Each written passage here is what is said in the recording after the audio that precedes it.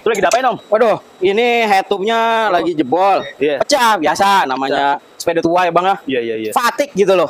Nah, itu kekuatannya ada nggak jelas gitu Om? Nah, kita uji nih. Uji Kita apa itu? uji. Kita uji kan dia pakai headset deh. Bro, ini namanya Bang Iwe. Iya. Dia udah pada dikenal lah di dunia sepeda. Malin Bang tuh. Iya. Oke. Nih, udah dilas gini Bang. Ini Iya. sepeda tua Volvo nih. Kira-kira tahun berapa ya? 90-an lah ya. 90-an lah. Gitu. Nah, habis dilas gini. Jelas nih.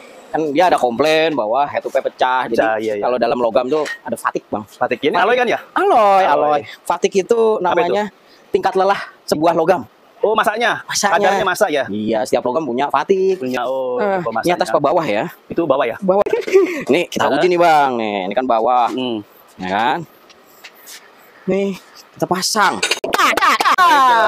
Nggak pecah tuh Om? Mari kita lihat. Oh, iya benar. aman. Tuh, lo kalau Aman, ngelas pakai prosedur aman. Jadi setiap pengelasan tuh ada prosedurnya Bang. Ada prosedurnya pastilah, iya. Kita ngobrol-ngobrol nih ya. Siap-siap lagi customer minta las alloy. Yang sudah saya sering las, kadang-kadang berapa kali pakai pecah lagi. Pecah lagi. Itu kenapa tuh? Pertama, banyak teman-teman welder atau tukang las bahasa ngelas itu sekedar menyambungkan bro. Iya. Padahal ada namanya prosedur yang harus dilakukan. Ya gue paham sih, karena kita juga maaf ya bukan nyalain pemerintah atau apa. Sosialisasinya kurang. Bahwa pemerintah itu punya lembaga ya BNSP gitulah. BNSP. Wah, lembaga sertifikasi profesi ya kalau nggak salah. Itu ada kelas weldingnya. Oh gitu, ada kelasnya. Ada kelasnya, ada vokasinya. Dalam arti gini bro ya.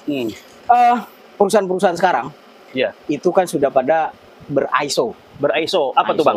International Standard Organization. Oke. Nah, di situ mereka lebih memilih pada orang-orang berkompeten. Kemampuan, kebisaan.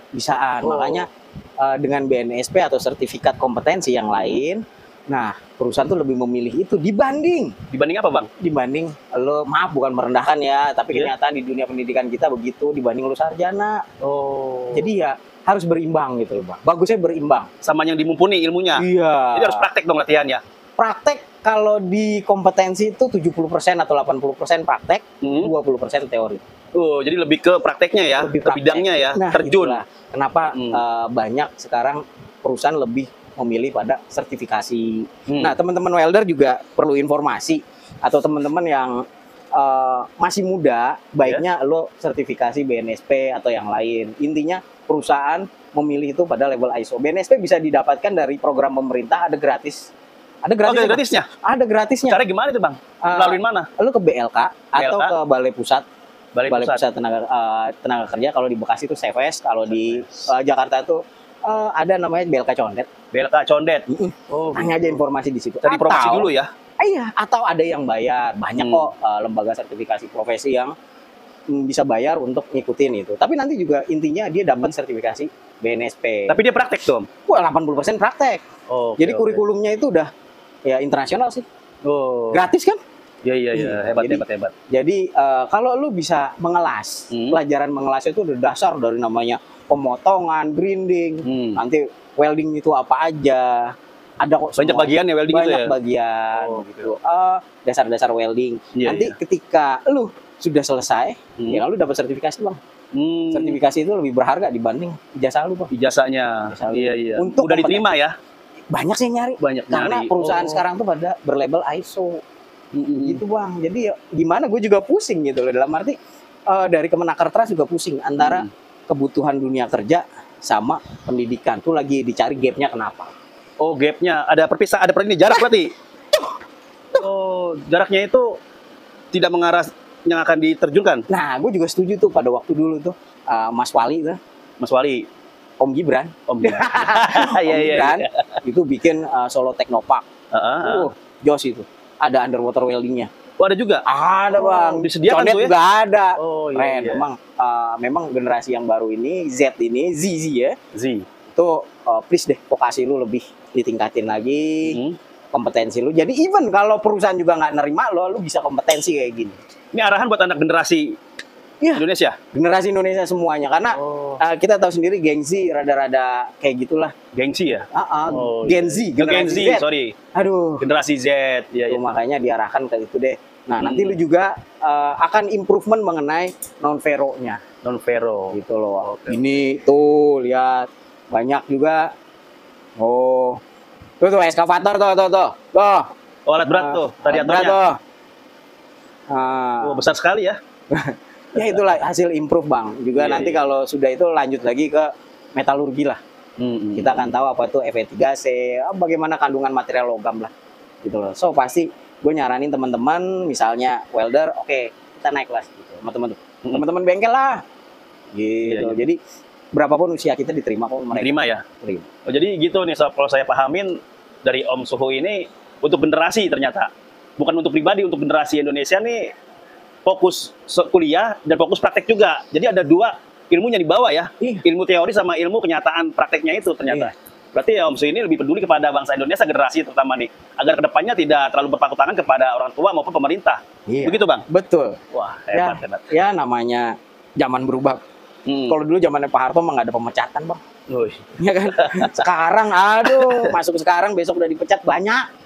Kenapa dipecat tuh? Karena Ya namanya persaingan konten itu? kompetensinya Oh, iya. luar biasa. Makanya sekarang perusahaan-perusahaan makanya kita mengenal ada ISO 9001, 9002, UCAS, TUV. Wah, banyak deh sertifikasi internasional. Otomatis perusahaan kan pengen Mencari itu ya. mencapai itu. Dilihat karyawannya harus punya kompetensi itu. Oh, jadi skill bidangnya itu harus dimumpuni ya. Iya.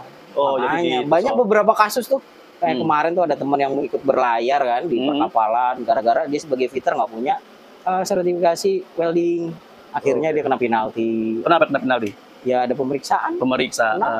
Mau gimana? Makanya itu ya ayolah mumpung pemerintah nyediain gratis atau bayar juga ada di LSP. Sok atulah kita bangun ini.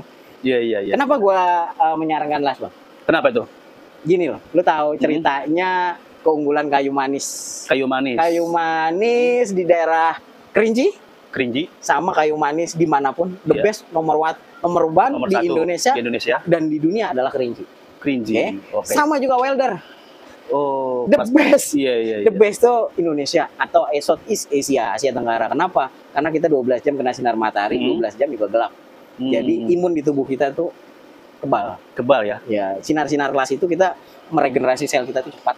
Oke. Beda sama ras-ras yang maaf ya, bukan gua rasis atau apa, Iya. yang punya 4 musim. 4 musim. Jadi ya begitu. Manfaatkanlah, lu bisa dikirim ke seluruh dunia. Bahkan lu baca berita detik tuh banyak welder-welder dibajak karena dikirim ke luar negeri. Oh, karena mumpunin skillnya diambil dia. Ambil. Oh, iya. Makanya kalau lu udah ini improve, walaupun lu cuman sertifikat 4F atau G, lu bisa improve, benerin sepeda, ya kan? Lu bisa langsung dapat duit. Mobil, ya kan? Ayolah. Gitu. Ayo untuk generasi Indonesia nih, mumpung ada petunjuk dan ada arahan, dan pemerintah juga sudah membukakannya. Buka lah, gue gini aja nggak dibayar pemerintah Bang.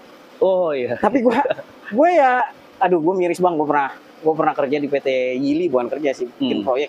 Mohon maaf ya, itu yang dari daratan tanda kutip on juga sih Bang. Oh gitu ya. On juga, gue kira pinter juga, ternyata onnya luar biasa. Skillnya kurang ya tentang bidangnya itu, nggak punya skill. Wah, repot tapi juga udah mengaku gini ya, akhirnya kayak gitu. Rata-rata gitu sih Bang, skill nggak punya terlalu naik dia. Justru punya skill malah nunduk. Lah makanya gue bilang Indonesia tuh nggak kalah. Nggak kalah ya. Kalah skill, Iya. pantang menyerah. Makanya ayolah. Iya. Geram gue kadang-kadang masih ngeliat anak-anak tawuran Bang. Oh iya itu dia tuh. Padahal kita dibutuhin nih kayak welder gini nih. Aduh. Iya. Lo tahu proyek The Cube? The Cube. Oh, pernah denger tuh, yang proyek besar itu ya? Oh, The Line. Oh ya. Aduh tuh Di habis Arab tuh. ya. Habis banyak bener loh. Welder Itu semua. apa efeknya kemari? Kelas ini? Mereka spesial logam Logam. spesial. Las logam itu. Gitu. Itu diperlukan tukang las itu nanti. Banyak sekali. Tahu sendiri lo baca sendiri di berita The Cube and The Line. Iya, proyek harap Arab. proyek besar sebumi. Iya. Bisa jadi. Makanya Silakan dibaca aja nanti. baca aja. Nah, kembali ke sepeda nih Bang. Iya. Kita kan ceritanya begini Bang. Oke lah dari Cina tuh murah.